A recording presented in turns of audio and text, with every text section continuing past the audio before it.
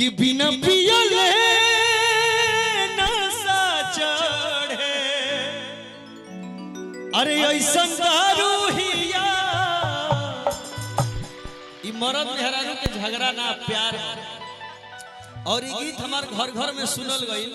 ए घड़ी तो रील एगो गाना पर बना तो जान तो कौन प्रीति हो अपना सैया जी के बांध के चरवे में रखा दिनों राती हो सोझा हम नजरवे में रखा। सब होई लेकिन जोन चल गए वो गा दिया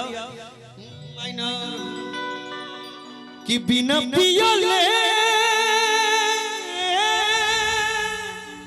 नशा चढ़े। अरे ऐसा दारू हिया तो बिना मतलब के जवन लड़े में हरारू हिया।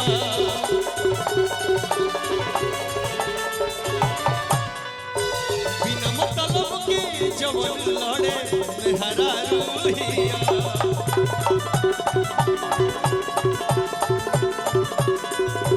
बिना पियले नशा चढ़े ऐसन दारू हिया।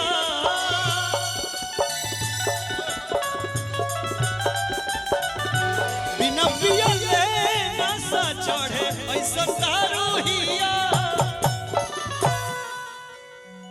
जब माता बहन लोग चाहे भैया लोग भी बैठल बा ये हमार गीत के सुन ले दो चारों आदमी सुन ले हुई तो चरवे सब सुन ले बने हेने से माई बहन।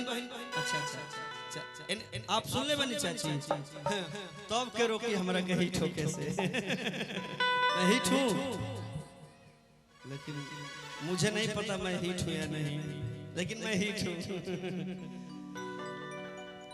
कि बिना पियले नशा चढ़े। अरे ऐसा दारू हिया तो बिना मतलब के जवन लड़े में हरारू हिया।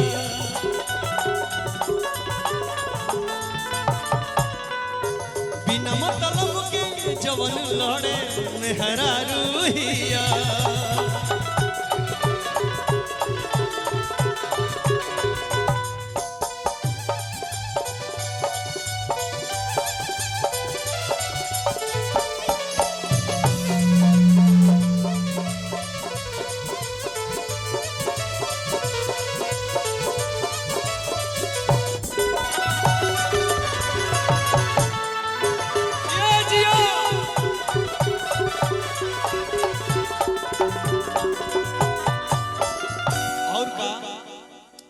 मेहरारू काहे खाती लड़ेली। एक बार अगर मरद कह दी कि ये धनिया बड़ा तू बड़ा नीक लागत तारू आज मन करता जे तारा खाती एगो कान के बाली ले आ दी तो रोज मेहरारू खाए के पूछो चाहे मत पूछो। जया मर्दा कहीं बलिया ले आवे को दिन दिन हमें 4 बेरा पूछी आ 10 बेरा बतिया कर टिका कि कबो लाली कबो बाली घटले रहे हो।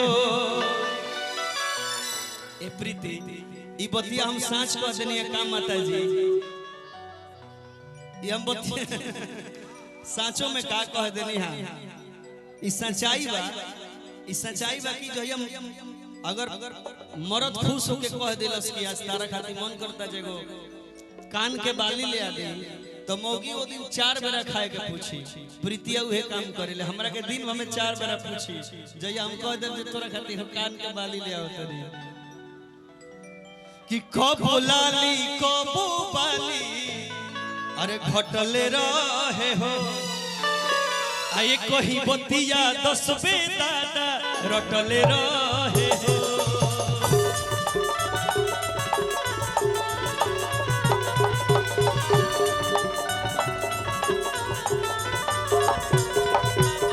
कबू बाली कबू लाली घटले रहे हो।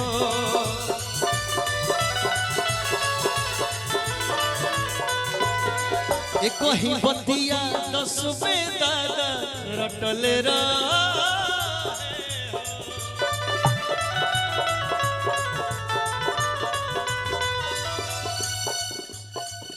कि मन करब तवने करी